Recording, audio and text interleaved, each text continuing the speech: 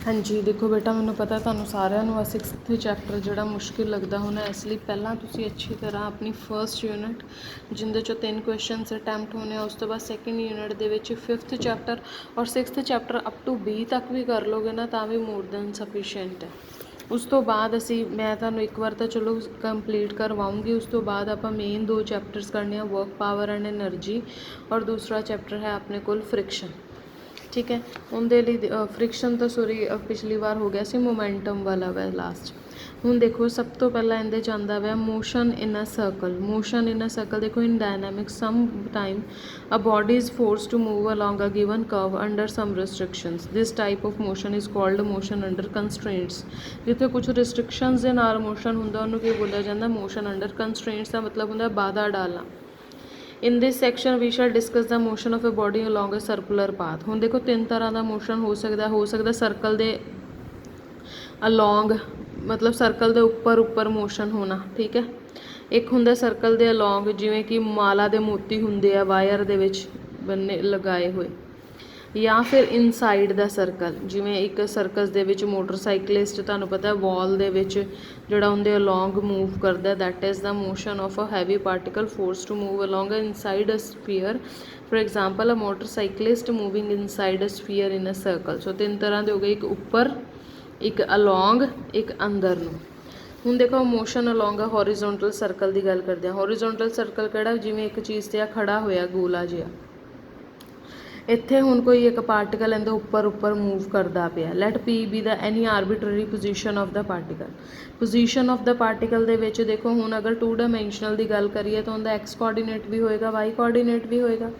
उनका जोड़ा एक्स कोआर्डीनेट है उन्होंने असी एक्स चूज़ किया, जोड़ा वाई कोआर्डीनेट है उन्होंने असी वाई चूज़ किया। बट इत्थे तुसीं ध्यान नाल देखो this is your x, x ठीक है, बट वाई कितनी है रेडियस दे विचों आ ओ एम वाला पोर्शन माइनस करो तो तुहाडे कोल ए एम आएगी required. So x is r sine theta, y is r minus r cos theta, d x by d t आ जाएगा, d y by d t आ जाएगा तुहाडे कोल corresponding.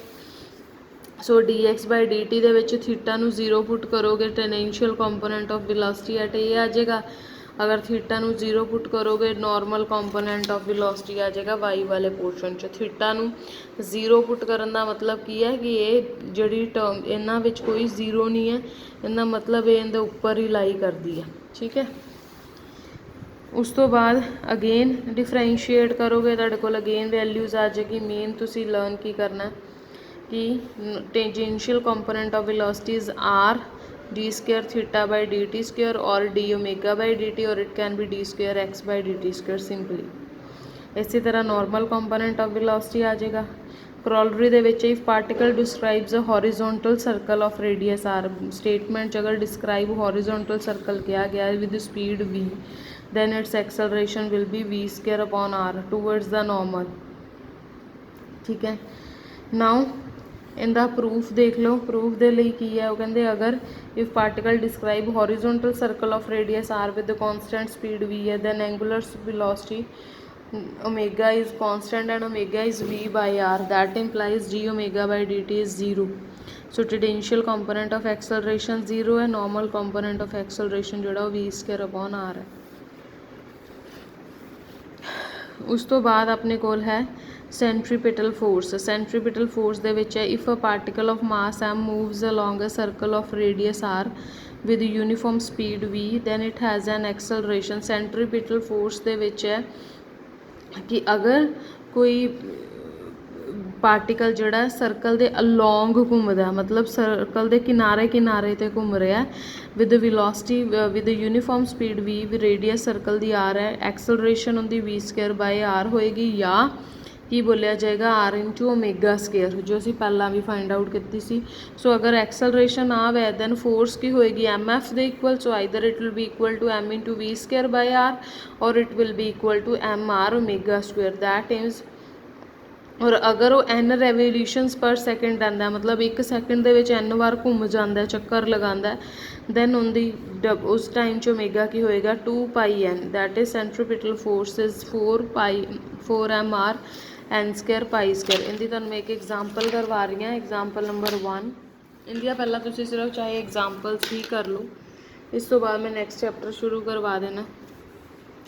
A particle of mass 50 gram is attached to a fixed point on a smooth floor by a means of light inextensible string 70 centimeter long.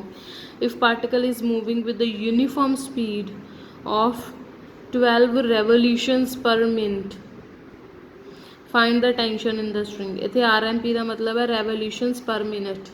ਉਹਦੇ ਲਈ ਤੁਸੀਂ ਇਹਨੂੰ ਕੀ ਕਰੋਗੇ, ਸੈਕਿੰਡਸ 'ਚ ਚੇਂਜ ਕਰਨਾ ਔਰ ਰੇਡੀਅਨਸ 'ਚ ਚੇਂਜ ਕਰਨਾ। ਤੁਸੀਂ ਕੀ ਕਰੋਗੇ, ਇੰਟੂ 2π/60 ਕਰ ਦੋਗੇ ਤਾਂ ਰੇਡੀਅਨਸ ਪਰ ਸੈਕਿੰਡ ਹੋ ਜਾਏਗੀ ਰੈਵੋਲੂਸ਼ਨ, ਐਂਗੂਲਰ ਵੈਲੋਸਿਟੀ ਜੋ ਉਹਨੂੰ ਓਮੇਗਾ ਬੋਲਿਆ ਜਾਂਦਾ। ਠੀਕ ਹੈ, ਉਸ ਤੋਂ ਬਾਅਦ ਟੈਂਸ਼ਨ ਟੀ ਵੀ the tension in the string and force ਕਹਿੰਦੇ ਇਕੁਅਲ ਹੋਏਗੀ MR ਓਮੇਗਾ ਸਕੁਅਰ ਦੇ ਇਕੁਅਲ। ਸੋ ਤੁਹਾਡੇ ਕੋਲ ਉਹਨਾਂ ਦੀ value sometimes it will be in dynes, ਕਿਉਂਕਿ ਜਦੋਂ ਰੇਡੀਅਨਸ ਹੋਵੇ ਤਾਂ ਡਾਈਨਸ ਨੂੰ ਗ੍ਰਾਮ ਵੇਟ 'ਚ ਕਨਵਰਟ ਕਰ ਲਿੱਤਾ ਜਾਂਦਾ ਬਾਈ ਡਿਵਾਈਡਿੰਗ ਪਾਈ ਸਕੁਅਰ ਨਾਲ ਮਲਟੀਪਲਾਈ ਕਰਕੇ 980 ਨਾਲ ਡਿਵਾਈਡ ਕਰਕੇ।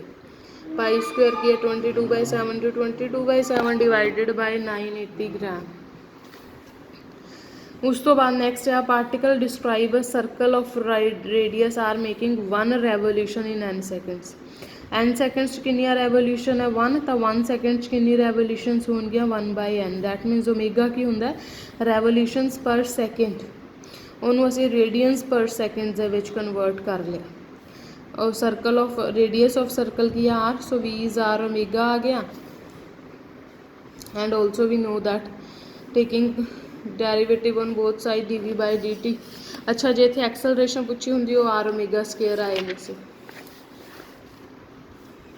ਠੀਕ ਹੈ, ਸੋ ਇਸ ਤਰੀਕੇ ਨਾਲ ਤੁਹਾਡੇ ਥੋੜ੍ਹੇ ਸਿਰਫ ਚਾਹੀਦੀਆਂ ਬੇਟਾ ਕੱਲੀਆਂ ਐਗਜ਼ਾਮਪਲਸ ਕਰ ਲਓ ਤਾਂ ਐਕਸਰਸਾਈਜ਼ ਸਮ ਜਿੰਨੇ ਕੁ ਹੋ ਗਏ ਠੀਕ ਹੈ। ਅਦਰਵਾਈਜ਼ ਮੈਂ ਹੁਣ ਤੁਹਾਨੂੰ ਇਸ ਤੋਂ ਬਾਅਦ ਨੈਕਸਟ ਚੈਪਟਰ ਸ਼ੁਰੂ ਕਰਵਾ ਦੇਣਾ। So a particle moving on the inside of a smooth hollow sphere of radius r describe a horizontal circle at a distance r/2 below the center of the sphere. Show that its speed is 1/2 √6 gr। ठीक है, let O be the center of the sphere, P ਜਿਹੜੀ a position of the particle m and PL is the perpendicular distance on it। then OL is equal to ਕੀ ਆ ਜਾਏਗਾ half of the radius, OP ਕੀ ਹੈ full radius। ਉਸ ਤੋਂ ਬਾਅਦ r cos theta is equal to mg। Reaction ਕਰਦੇ ਹੁੰਦੇ ਸੀ ਨਾ ਅਸੀਂ r cos theta, r cos 2π/3 is mg, r sin 2π/3 ਜਿਹੜਾ ਉਹ ਕਿਹੜਾ ਪੋਰਸ਼ਨ ਆਣਾ ਸੀ ਆਹ ਵਾਲਾ, ਉਹ ਕੀ ਆ ਗਿਆ mv²/pl।